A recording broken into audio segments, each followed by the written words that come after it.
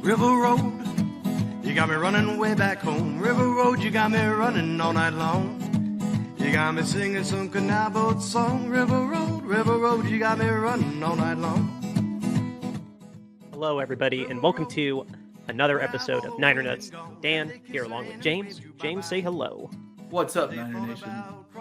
We got a little bit of a heavier topic that we're going to be talking about today. We still flipped the middle episode with our betting episode. That's why Jimmy B has yet to return to Fridays. But in lieu of that, you can listen to that in our timeline. We do have a little bit of a heavier topic that we're going to be talking about. It's a bit of a follow-up to owner accountability and just some things that are going on in the NFL that are bigger than football. I don't really have a better precursor for this story than that. James, if you want to explain to the listeners what's been going on that we want to talk about. So you haven't heard, there's now a lawsuit against the NFL by Jim Trotter, a former analyst of NFL Network. Jim Trotter is claiming that his contract wasn't renewed due to discriminatory practices. I read a little bit about the story on profootball.com. A couple of things that I took away from this is, once again, owner accountability is not being done by the NFL. Player standards are definitely greater than owner standards, particularly in Jerry Jones. We all know Jerry, had the history while he was at basically a protest to keep African Americans from integrating into a white school. That photo went viral a couple months ago as Dan Snyder says, "You want to get me out? I'm taking everybody with me." Right after Jerry Jones came out with that he was considering figuring out a way to get Dan Snyder out of the league, that photo popped up. It's from the 60s. Jerry's there. I mean, he doesn't look highly active in protesting, but he does look curious as to what's going on. Why Jerry was there, honestly, I don't know if we know for sure. Jerry's comments were that he basically was curious and he was 15 years old or something like that. And when he went, so he just went to be curious. But any comment we have on it is pure speculation. And no, I don't have the photo queued up. Google it yourselves, guys. Yeah. Anyway, but we do have Jim Trotter's testimony from his complaint and what he has been saying in the media, how Jerry Jones reacted when Jim Trotter basically asked the question, how do you feel about the lack of African Americans in executive positions in the NFL? The response from Jerry Jones, quote from profootball.com, "If black feels a certain way, then maybe they should get their own teams and hire their own individuals." Yes. And it gets worse. Jim Trotter, once again, he was an analyst for the NFL Network, was at a focus group annual meeting for NFL Network. And basically, there was Caucasian executives talking about the progress that the NFL has made in diversity and things like that. Once again, Jim Trotter brings up the fact that you're saying that you've made progress in diversity, but yet there's not one single African American up there telling me that. So he was given some pushback in that, they do hire African Americans and, that they had been doing that and they have been diversified. Jim Trotter comes back and says, well, I'll drop this whole thing now if you can tell me one of the names of any of the full-time reporting assistants that are African American. This exec, I don't remember his name, but you can look this all up on profootball.com, basically said, "Oh, we have them, and I'll get back to you on it." That was over a year ago. Still no word. Now, where Jim Trotter is saying he was discriminated against, even though his contract ran out, and people are saying, well, your contract ran out, so they probably didn't want to hire you on for whatever reason. Well, Jim Trotter covered his bases there. About 3 or 4 months before his contract ran out, he had his agent call the director of personnel, the person who was in charge of renewing contracts. And at that time, this person said, there's no reason why we wouldn't want to bring Jim Trotter back on. So these questions arise. Jim's trying to fight a battle for all minorities. And the next thing you know, he's being told you have to compromise because, your contract is up and we might not renew your contract. Jim comes back and says, I've compromised here, here, and here. What the compromises were, we don't know. These were the words that was reported by ProFootballTalk.com and his interview that he did recently on TV. So we don't know what the compromises were, but Jim was saying, I've compromised here, here, and here. You're asking me to now compromise my integrity. And if you take away my integrity, what else do I have left? Is pretty much what Jim Trotter was saying. And he's like, is this going to affect my contract? And the executive said, I don't know. And then eventually his contract wasn't renewed. And he's now with the Athletic. And he has come out very publicly. You can look up Jim Trotter interviews. He's out there giving interviews, telling the world what happened. Now, generally, a lawyer will say, never comment about litigation. However, yeah, ongoing litigation, it's much better to just stay away. Let speculation be rampant, but it's never going to go in your favor if you want to try to speak for yourself.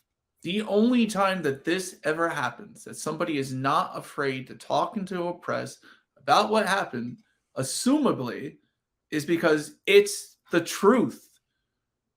Because guess what? Anything you say in an interview can be used against you in a court of law while the litigation is happening. So Jim Trotter is basically saying, I don't care. The world needs to know. And yeah, I don't think I'm going to take a blank check. You're going to have to testify. This is the NFL's worst nightmare, okay? Because if you follow the history of the NFL, what owners have done previously in the past, they have avoided talking under oath. They always have. Now, the last owner to testify under oath was Daniel Snyder. Still haven't released that. We don't know what he said. Probably blamed Bruce Allen for everything and took no or zero accountability for himself and what he did. But Dan Snyder's old news now. Now we have Jim Trotter, Jerry Jones. We have the Houston Texans minority owner. We got Jed York, the CEO. All these guys the NFL knew about. It was happening under their noses, and they tried to sweep it under the rug. Now, we know if this had been, say, Jalen Carter, who was involved in a very serious car accident during drag racing where somebody died, how quick did we hear that story? How soon was it that the NFL reported that story? We all know it was reported pretty much the next day. But here we have owners and their wrongdoings being swept under the rug by the NFL.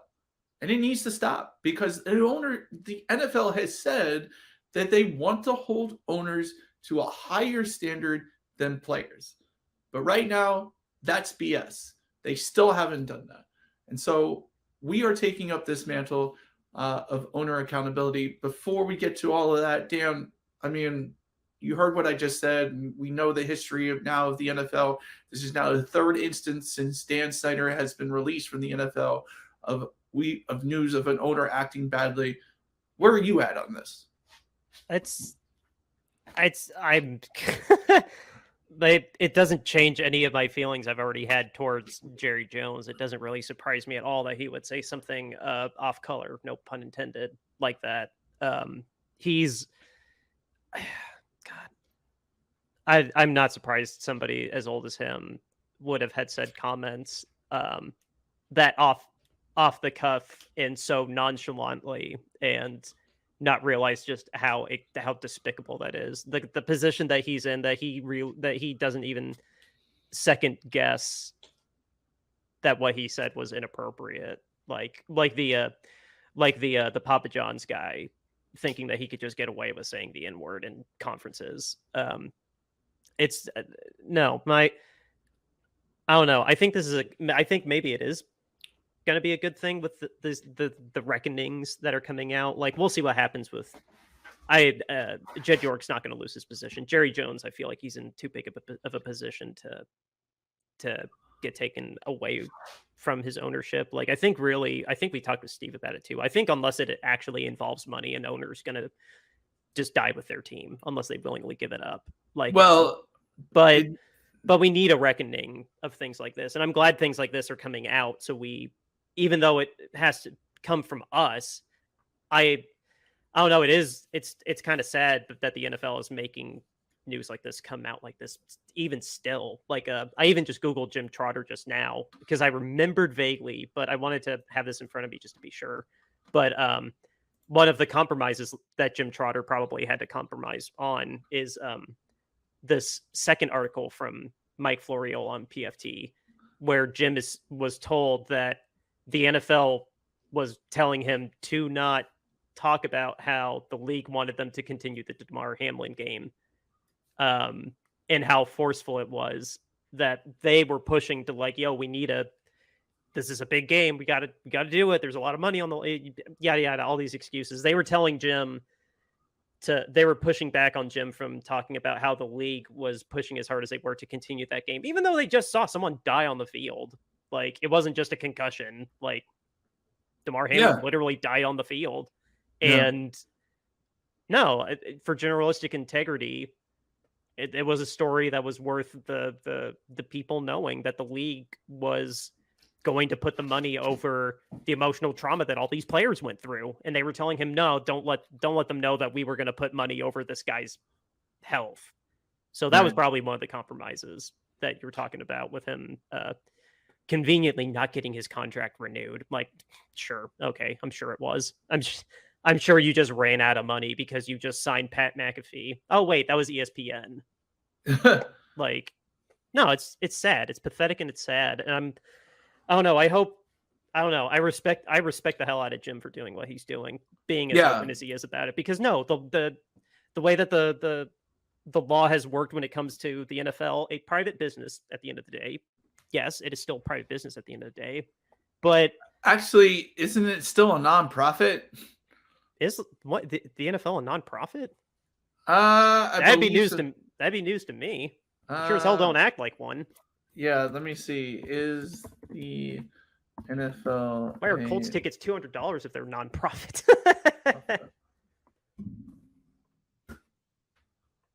I thought the league was an actual, like, normal private business.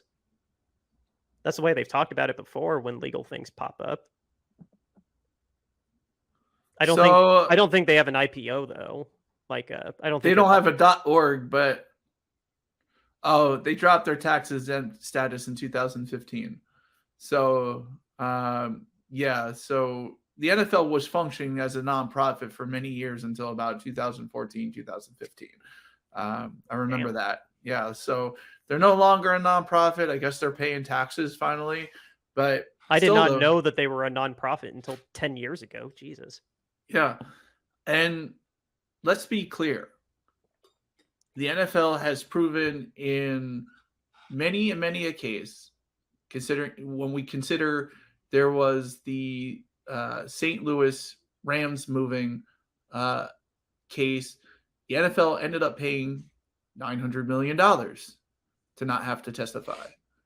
Oh, Stan Kroenke. We have Colin Kaepernick. Hey. We don't know the exact number. Because it was never reported because they signed non-disclosures. But rumor had it that it was $60 million for what they did to Colin Kaepernick. You may not 6-0 or 1-6? 6-0. Okay. 6-0, $60 million given to Colin Kaepernick. So the NFL has a history of writing checks, writing big checks, so nobody testifies. But gathering from what Pro Football Talk has said, gathering from the fact that Jim Trotter is continually doing these interviews openly without any fear, without any regards to anything that the NFL could do to him. He may be the guy that we need. He may be the hero that we need to bring down and maybe get finally some accountability from these owners, because from what Pro Football Talk.com is saying, he seems to have the resolve to take a blank check that they may give to him and wipe what with it, so he can expose with testimony all these owners and the NFL and Roger Goodell for some of these practices and what is going on in the NFL. And then I'm sorry. And the fact that owners aren't being held to a higher standard than players. In fact, they're being held to less of a standard by the NFL. So Jim Trotter, we're behind you. We hope you go the distance. We hope. I've been waiting and waiting and waiting for somebody like this to come about, because I can't do it. I don't know. The NFL wouldn't let me near them with how much I don't like their owners. So yeah.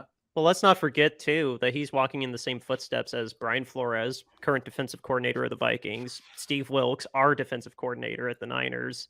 There's plenty of people that have tried to do what he's doing, like bring accountability to the players, and we need to respect and we need to honor them too. And Jim Trotter's going into this rarefied air now, and it is a big risk. It's not Brian Flores wasn't guaranteed to be a defensive coordinator in Tennessee or Minnesota. Steve Wilkes, he took it on the chin, and he's still trying to make our defense just as good as it was last year. Like it doesn't diminish what they tried to do. But it's the fact that the fight's still going on and they're not giving up and just letting the league be the league that we need to commend and celebrate and hope that more people act like Jim and speak out at some point. And maybe, I don't want to call Dan Snyder a good guy, but like maybe that PowerPoint does need to come out, because remember we haven't even talked that much about the Arizona Cardinals owner. The Arizona Cardinals owner apparently is a tyrant. He made a pregnant woman cry allegedly in the office, and he was all on board with keeping Steve Kimes in charge with these burner phones when he was suspended for his aggravated DUI. Sorry for the slip of tongue there, but yeah, apparently the Cardinals owner is a piece of trash too. That we haven't even touched on him. Like that could be for another episode. But yeah, I mean, it's just there's precedent, that is not there and needs to happen. Yeah. The NFL has gotten away with too much crap too many times. And Jim, please go the distance. I hope you do, because you'll be a champion for a lot of people, and maybe this whole thing maybe could bring reform to this owner accountability stuff. Right. Hopefully there'll have been some updates to the story from when we're recording it. We are recording it on the 18th, listeners and viewers. I mean, I'm not holding my breath. Things like this usually take time to even get traction, but yeah, no, we, by the time this comes out, hopefully celebrating beating the Giants. But again, bigger things in football. We wanted to take the time in this week's episodes to talk about Jim and that we support Jim Trotter. I don't have a hashtag for that, but we do have our owner standards, owner accountability hashtag that we'll put up in solidarity with them. Oh, you're muted, sir. And Jim, we are with you, and we are trying to lead a cause as well. We hope that some of our viewers and some of our listeners will help us promote this cause. But to promote that, we need owner accountability. We have started a campaign to raise money for a Kentucky crisis center. That's where the Houston Texans minority owner has been charged with very serious sexual crimes. And so we are doing our best to help that community out and help the people who are there, who deal with this, give the help to people who need it. So we are selling t-shirts on bonfire.com. All the proceeds made from these t-shirts will go to that Kentucky Crisis Center. We first have our statement, owner standards, less than player standards, owner accountability. That t-shirt starts at $22.99. We have the owner standoff shirt, which we had for the Dan Snyder campaign. We've brought it back for this campaign. $22.99 gets you a cool t-shirt, and you're donating to charity that way. We have our podcast logo art, which you will see on Spotify, Apple Music. So we've put it on a t-shirt for you, $22.99. Niner Nuts alternate logo. This is a cool t-shirt. I have this t-shirt, very high quality. $22.99 gets you that. You can also get it in a pullover hoodie, crew neck sweatshirt, or youth long sleeve tee. And then, of course, we have our mascot, our peanut, eating peanuts, watching the Niners, cheering them on. $22.99 gets you that cool t-shirt. And guys, all the proceeds go to a Kentucky Crisis Center. Yeah, we will formally name it in the future once it's like secured in, but the end goal is the same. It's going to be going to a just cause, to people that really need the help. Because again, there's some things that are bigger than football, and Jim Trotter going out there. Mike Florio needs a little bit of shout out too. Mike Florio, never afraid to do stories like this. Being a former lawyer himself, doesn't surprise me that he wants to lead the charge whenever stories like this pop up. He and the insiders are insiders, and they'll talk about these things. But Mike Florio really is the tip of the spear when it comes to stories like this. So I commend him for being the reporter that's willing to put his name on all the text, and just as much as Jim being the one that wants to say it. Yeah. Shout out to them. Shout out to Jim Trotter. We're behind you. Dan, anything left to say? I got nothing. At this point, we got a nice 10-day break before we host the Cardinals. Hopefully we're celebrating right now. We are taping this on Monday, so fingers crossed we beat the Giants. Otherwise, yeah, I guess I need to say beat the Cardinals this time instead of beat the Giants. But yeah, we stand with Jim, and yeah, let's beat the Cardinals. Yeah, sounds good. So guys, with that being said, outro music, River Road, Justin Muth. Catch you next week, guys.